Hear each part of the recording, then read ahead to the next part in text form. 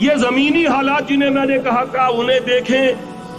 ظاہر بات ہے کبوتر کی طرح آنکھیں بند کرنے کا تو فائدہ نہیں، حقیقت کو دیکھنا پڑے گا. حقیقت کو دیکھتے ہیں تو دل بیٹھ جاتا ہے، مایوسی کے اندھیارے چھا جاتے ہیں، امید کی کوئی کرن کہیں نظر نہیں آتی. کہاں نظر آتی؟ مولانا نے کتنا عمدہ نقشہ کھینچا ہے. کہاں ہے وہ اسلام؟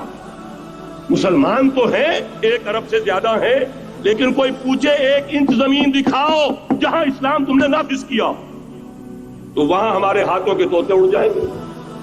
نتیجہ یہ ہے کہ حالات تو زمینی جو ہے وہ ہے مایوس کن.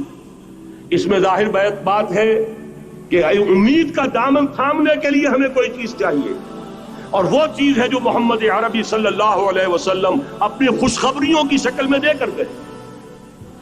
آپ نے اپنے دور سے لے کر قیامت تک 5 دور گنوا دیے.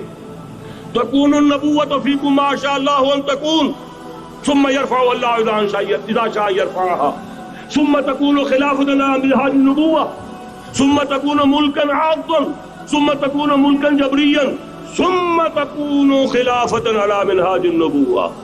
یہ طویل حدیث کا میں نے صرف خلاصہ سنایا ہے آپ کو. مسند احمد ابن حنبل کی روایت ہے، حضرت نعمان ابن بشیر راوی ہے رضی اللہ تعالی عنہ. پہلا دور دور نبوت، دوسرا دور دور خلافت علی منہاج النبوہ، نبوت کے نقش قدم پر خلافت جسے ہم خلافت راشدہ کہتے ہیں. تیسرا دور مسلمانوں کی حکومتیں، لیکن وہ ملوکیت کا دور، ملکن عاقن، اور ان میں ظاہر بات ہے کہ عاقن بھی تھی، جہاں ان میں خوبیاں تھیں وہاں برائیاں بھی تھیں.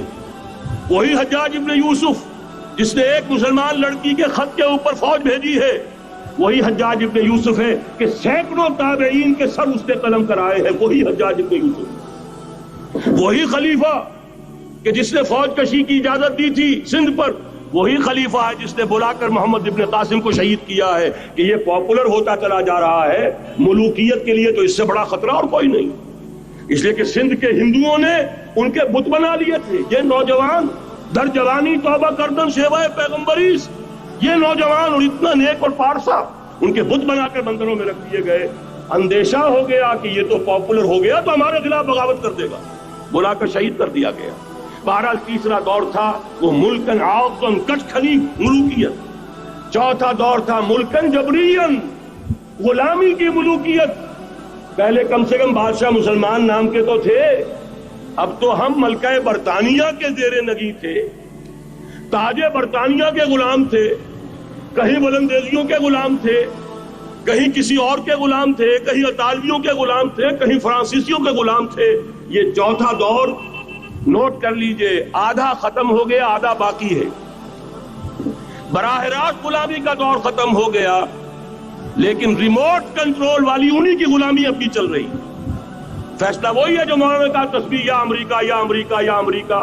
وہی لوگ، وہی ذہن، وہی ان کی بود و باش، وہی ان کی معاشرت، وہی ان کی سوچ، وہی ان کے اقدار، وہی ان کے نظریات، وہی ان کی معاشیات، وہی ان کی معاشرت. ہر شے وہی ہے، صرف رنگ کا فرق ہے اور کچھ نہیں.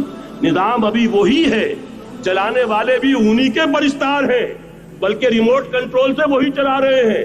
وہ تو آپ کے بجٹ کا بھی فیصلہ کرتے ہیں، آپ کی الیکٹریسٹی کے ریٹس بھی معین کرتے ہیں. تو حال یہ ہے کہ ابھی وہ چوتھا دور ختم نہیں ہوا.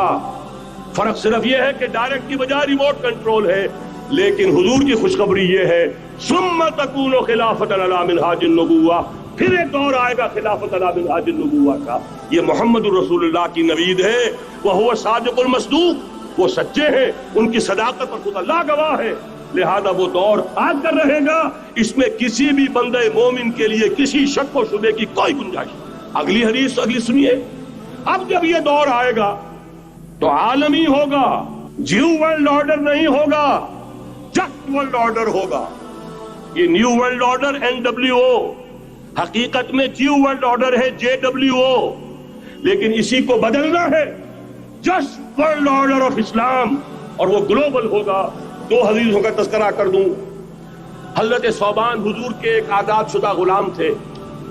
وہ روایت کرتے ہیں، مسلم شریف کی روایت ہے، یہ صحیحین میں فرماتے ہیں کہ حضور نے ارشاد فرمایا، ان اللہ زوالی الارض فرائض مشارقها ومغاربها وان امتی سيبلغ ملكها ما زوي لي منها. رواہ مسلم رحمہ اللہ.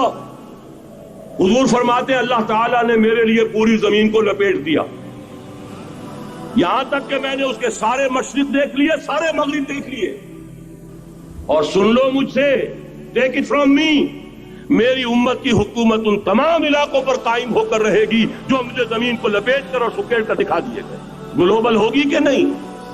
دوسری حدیث سنیے، یہ پھر مسند احمد ابن حنبل کی ہے، حضرت مقداد ابن اسود رضی اللہ تعالی عنہ فرماتے ہیں حضور نے فرمایا لا يبقى على ظهر الارض بيت وبر ولا مدر الا ادخله الله كلمة الاسلام بعز عزيز وذل ذليل اما يعزهم الله فيجعلهم من اهلها او يذلهم فيدينون لها۔ یہ ہے حدیث مسند احمد ابن حنبل کی۔ اور حضرت مقداد فرماتے پھر میں نے کہا اچھا تب تو ہو جائے گی وہی بات، وَيَكُونَ الدِّينُ كُلُّهُ لِلَّهِ، دین کل کا کل اللہ کے لیے ہو جائے گا۔ حدیث کا ترجمہ یہ ہے کہ حضور نے فرمایا روئے زمین پر نہ کوئی اینٹ گارے کا بنا ہوا گھر رہے گا، نہ کوئی اونٹ کے بالوں کے بنے ہوئے کمبلوں کا خیمہ رہے گا جس میں اللہ تعالیٰ کلمہ اسلام کو داخل نہ کر دے۔ لیکن یہ داخلہ دو طریقے سے ہوگا، بعز عزیز و ذل ذلیل، یا صاحب عزت کے اعزاز کے ساتھ یا کسی مغلوب کی مغلوبیت کے ساتھ، یعنی یا تو اللہ تعالیٰ ان کا اعزاز فرمائے گا اور وہ کلمہ اسلام کے خود قائل ہو جائیں گے۔ جب گھر والا خیمے والا اسلام لے آئے گا تو اسلام اس کے گھر میں داخل ہوگا، اس کو بھی عزت نصیب ہوگی۔ وَلِلَّهِ الْعِزَّةُ وَلِرَسُولِهِ وَلِلْمُؤْمِنِينَ، عزت و حق ہے اللہ کا، اس کے رسول کا اور اہل ایمان کا۔ اور اگر وہ اسلام قبول نہیں کرے گا تو یؤت الجزیۃ عن ید وہم صاغرون، چھوٹے ہو کر رہنا پڑے گا، جزیہ دینا ہوگا، اسلام کی بالادستی قبول کرنی ہوگی۔ بتائیے اس کے بعد بھی کوئی شک ہے؟ یہ ہے آسمانی نقشہ۔